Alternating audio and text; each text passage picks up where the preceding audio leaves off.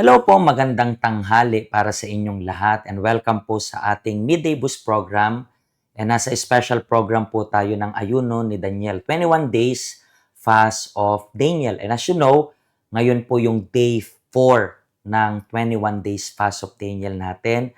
And I believe that you have anointed as well yung sarili ninyo in preparation para sa day of Pentecost. And we started itong topic natin about sa ministry of the Holy Spirit. And most of you even have yung book. And pinag-uusapan natin ngayon yung page 24, yung the Spirit of Truth. So yung Holy Spirit ay Spirit of Truth.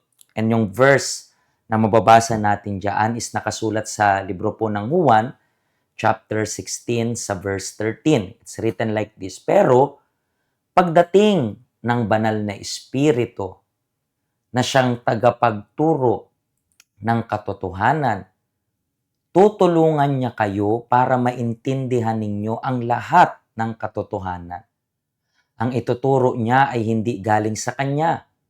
Sasabihin niya kung ano lang ang narinig niya at ipapahayag din niya sa inyo ang tungkol sa mga bagay na darating. So, makikita natin dito yung importance ng truth. Kasi kung gusto natin matanggap yung katotohanan, kailangan rin natin magsabi ng totoo. And sa mundo natin ngayon, ang dami ng iba't ibang version ng katotohanan. Even AI as of now, artificial intelligence, nasa word na artificial. So, ibig sabihin, hindi yun yung katotohanan. And marami ng mga tao na madadaya ngayon kasi instead of looking sa direction na mula sa Holy Spirit, minsan, i-check nila yung opinion ng tao, though pwedeng katotohanan yun in their version. Pero dapat nating maintindihan na merong version ng katotohanan yung Diyos at ang version ng katotohanan ng Diyos ay makikita lang natin sa salita ng Diyos. Kung gusto nating mamuhay sa the truth, di ba? He is the way, the truth, siya lang yung katotohanan. Kailangan nating i-base yung buhay natin according sa word of truth. Kasi minsan, sinabi mo nga, may iba't ibang version ng katotohanan. Meron ka ring sariling version ng katotohanan.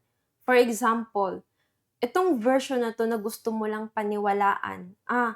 Kasi mabuti naman yung intention ko, kasi ito yung alam ko.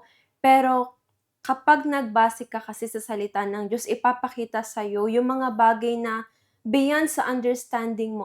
Mali pala to. Kasi para sa'yo, normal lang kasi pinapakita ng mundo na nagiging normal na yung ganito, ganyan. Maraming bagay na nagiging normal. Pero pagdating sa salita ng Diyos, pagdating sabihin natin, minsan nga hindi pa natin nababasa sa Bible. Gusto na lang siyang darating sa konsensya mo na, hindi maganda to kasi hindi nakakalugod para sa Diyos. So, kapag yung espiritu na yun o yung konsensya na yun yung magbigay ng light sa'yo, makinig ka kasi madalas, ito yung maano sa'yo na, okay, hindi ito yung katotohanan dapat mong paniwalaan, yung katotohanan mula sa sarili mo. Pero, kung ano yung pinapakita, kung ano yung tinuturo sa'yo ng Espiritu ng Diyos. Minsan kasi, sabi nga, merong isang nagko-quote, very famous yung nag-quote na yun. Sabi niya, ang paulit-ulit na kasinungalingan, nagiging mukhang tama. Muka, okay, hindi katotohanan yon, kasinungalingan pa rin yon. And how many times meron tayong isang deception na porket marami yung gumagawa, yun na yung katotohanan, yun na yung tama. Pero hindi ganun yun. Katulad na lang po ng testimony ngayon. Itong taong ito, maybe kung ibabase natin sa mundo, parang normal lang. Pero normal nga ba talaga yung ganitong klase ng pag-uugali, ng relasyon? Matutunghayan natin yan. And after nitong testimony na to, gagawa tayo ng prayer. So, i-prepare nyo na po yung baso ng tubig ninyo. And then we are going to ask God to make yung tubig na yan as our strength para magpatuloy tayo sa journey towards Pentecost. Alam ko, itong first week ng Fast of Daniel, ito yung adjustment period. So, merong mga challenges. pagpe-pray natin yung tubig na yan. Okay? Panoorin niyo po muna itong testimony ito. In the past, I made many poor decisions in my love life because of anxiety and fear of growing old alone. I entered relationship with a married man and single man. I had 4 children in 2 different fathers. This relationship led me into depression, even addiction to pornography. Later, I entered another relationship through online chat, a married man. We meet in person and plan to marry him. Because of my choices, my children suffer. My 2 daughters were adopted in different guardians. My eldest daughter later returned to live with me in my new family. But my husband physically, emotionally abused her. His discipline was very harsh, and it caused of her became rebellious. She turned into alcohol, cigarette, unhealthy relationship. Later, my son also ran away from home. At the same time, I became financially broken. I took a loan of 40,000 Hong Kong dollar for my late husband medication and funeral. I became tired of living this way. I felt like my life was cursed. I was frustrated because I could not guide my children in the right way. Then I come to the health center. There I learned that I needed to fix my inner life first. I realized I had released my inner wounds and wrong desire and surrender my children in God's hand. I wanted to become a different mother, a good example for my children, but I knew that I could not do it alone. I needed the Holy Spirit. So I invite the Holy Spirit to come into my life. I choose to forgive myself, those who criticized me, and all my past partners. Slowly, everything began to change. My inner pain was replaced with peace and joy, and I have never experienced before. I gained self-control and assurance that I'm not alone because God is with me. Today, I'm no longer anxious about my love life. Depression is no longer control me. I'm moving forward to become better mother to my children. My eldest daughter is no longer rebellious. Now we serve God together. My second daughter is attending in Music KG Nueva Vizcaya, and her husband attend in our church in Taiwan and have been baptized in water. My son has returned home and is now working. Today, my children and I are close. We are like best friends. I am now debt-free, and I have saving for future investment. When I laid down my past, I was able to rise to a new life. The Holy Spirit has transformed me into a responsible mother, someone of my children can look up to. At nakita niyo po itong testimony. So, maybe nagawa niya yung pagkakamali niya. Bakit? Kasi para sa mundo, parang normal lang naman yun. Diba? Parang kung ginawa ng marami, bakit hindi ko ba pwedeng gawin to? Pero nalaman niya yung totoo. So, nag-decide siyang i-let go kung ano yung katotohanan na tinanim niya sa isip niya, sariling version ng katotohanan niya, and then pinalitan niya yung sariling version ng katotohanan mula sa salita ng Diyos. And eventually, natanggap niya yung Espiritu Santo. At ganyan rin po yung faith natin para sa 21 days na ito. Okay? So please, hawakan niyo po yung tubig ninyo, and then we are going to make our prayer para i-bless yung tubig ninyo. Okay? Wherever you may be, pwede nyo pong ipikit yung mata ninyo.